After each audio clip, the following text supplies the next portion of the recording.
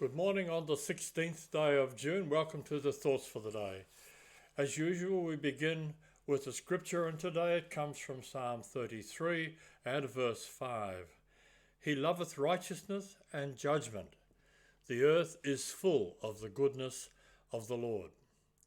To read the Bible in a year today, we need to keep moving through Nehemiah chapters 4, 5 and 6 and Acts chapter 2, 22 to 47. Thoughts for the day. Never stop. One seems to stop just as soon as something is about to happen. You've got to get up every morning with determination if you're going to go to bed with satisfaction. Nothing great will ever be achieved without great men, and men are great only if they are determined to be so. The motivational thought for the day: a child is likely to see God as a good father if he sees God in his father. On this day in 1824 in Britain, the founding of the Royal Society for the Prevention of Cruelty to Animals. And in 1883 on this day, at Coney Island, New York, the first roller coaster ride opened. In 1963, Valentina Tereshkova became the first woman in space. And on this day in 2022, I forgot my brother's birthday yesterday, so I rang him up today and said sorry. The personal story of the day. The first, it's entitled Pleasant Promises. The scripture comes from Zechariah chapter 2 and verse 10, with further references from Zechariah 2 verses 1 to 13. Sing and rejoice, O daughter of Zion, for lo, I come, and I will dwell in the midst of thee, saith the Lord. Delicious smells drift from the kitchen window. The kids are out in the backyard playing. Dad is trying to mend the back fence. Mum steps out on the patio and rings a bell hanging there. Immediately, Dad and the kids drop what they're doing and head for the dining room, stopping on the way to wash their hands. Dinner is served. How did they know? Of course, they knew because that bell was a dinner bell, a signal that they had heard many times before. Its cheerful chimes lifted their spirits and called them to the waiting feast. In a similar way, this article, and particularly verse 6, is a trumpet call, summoning the exiles home.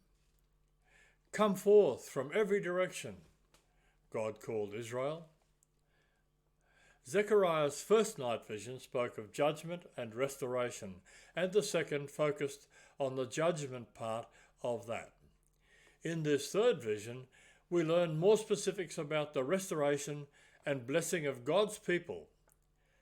Some of these specifics apply to the immediate future, that is, when Zechariah wrote this, so they've already passed us.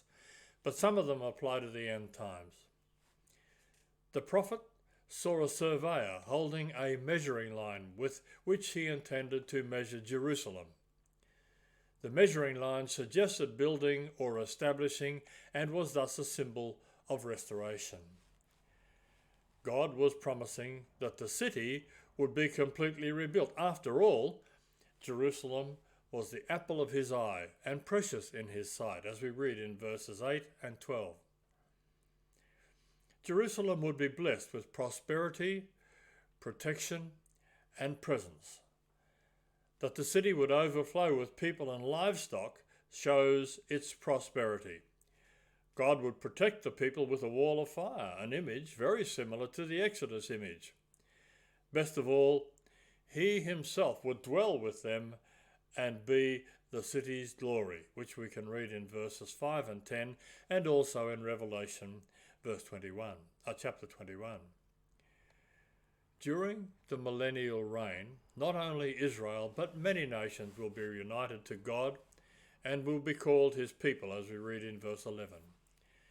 This will be the ultimate fulfillment of his word, and includes the world embracing the covenant that he made with Abraham, which we can read in Genesis 12 and verse 3 and in Isaiah chapter 2 and verse 24.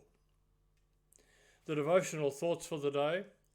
The first is entitled, "Read this on a notice board in a shop in America."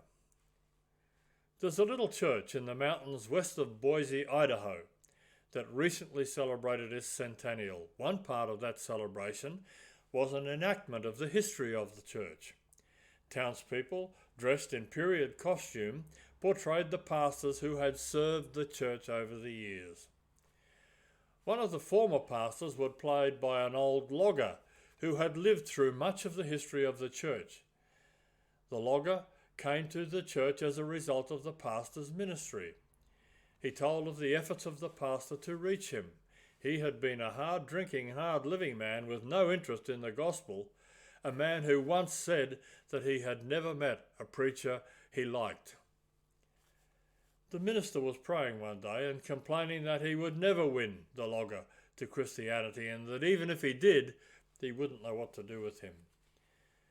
The Lord answered his prayer, and the answer came in a way that he could understand. "Don't worry about a thing. You catch him, I'll clean him." It's a privilege to tell people about the gospel of Christ and the wonderful life-changing power that comes to stay. Salvation is a holy calling, not according to our works, but according to his own purpose and grace, which Paul tells us in 2 Timothy chapter 1, verse 9. If we just keep fishing, we'll catch some, and God will make the foulest clean, just as he has done for us. The second is entitled, "A Sheep of His Flock," and the scripture comes from Isaiah chapter 40 and verse 11. "He shall feed his flock like a shepherd. He shall gather the lambs with his arm, and carry them in his bosom, and shall gently lead those that are with young." You and I are not alone, as we belong to a flock. We belong to the church of the living God, with each church being a part of an enormous flock. But despite its vastness, the Lord maintains order. He cares for the flock in a way that we can't. He says, "Leave the inner care of my children to me." The Lord's ability to shepherd far exceeds our own. A shepherd leads, feeds, cares for, and protects his flock. As spirit-filled people, we are instructed to help each other and do all the sheep stuff. But God touches the heart and the soul, as only the Master Shepherd can.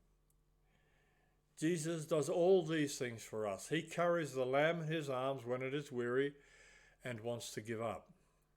He devotes special attention to the mother sheep to ensure she does not become stressed and give birth prematurely. He keeps the flock together. He knows where they are heading. We do not always know where we are headed, but he knows. Trust him today. Even if it looks like a desert around you, trust that green pastures lie ahead. The Lord will not allow us to thirst or starve to death. He cares for us. We also carry things that the Lord has placed in our heart. It might take time before these become reality, and we become impatient perhaps. We want everything to happen now, but he gently leads those who are with young. God's timetable is important. Your calling is built on faith and trust, with God shepherding you past discouragement and causing you to trust in his promises. Remember, at the perfect time, God sent his Son. The same is true concerning his plans for you and me. The facts of the day. The oldest piece of chewing gum is believed to be 9,000 years old. There's not much flavour left in it though. Americans eat about 20 billion hot dogs a year. A couple of jokes for the day. I came home from work one day and about my usual hour, about 5 o'clock, but it was clear that it would not been one of my wife's better days. Nothing I said or did seemed to be right. So at about 7 o'clock, out of frustration, I suggested to her that maybe if I went outside and pretended that I just got home, we could start all over again. So we agreed.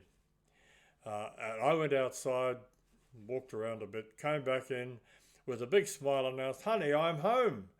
"And just where have you been?" she said. "It's after 7 o'clock. Not a good day. What happened when the cannibals ate a comedian? They had a feast of fun. What happened at the cannibals' wedding party? They toasted a bride and a groom. How can you help a starving cannibal? Give him a hand. What do you call a cannibal who eats his father's sister? An anteater. What happens if you upset a cannibal? You end up in hot water. Enough. The closing thought for today. Beauty is only skin deep, but ugly goes all the way through. Thank you for joining us today. We hope you have a blessed day. We look forward to your company again tomorrow. Bye for now.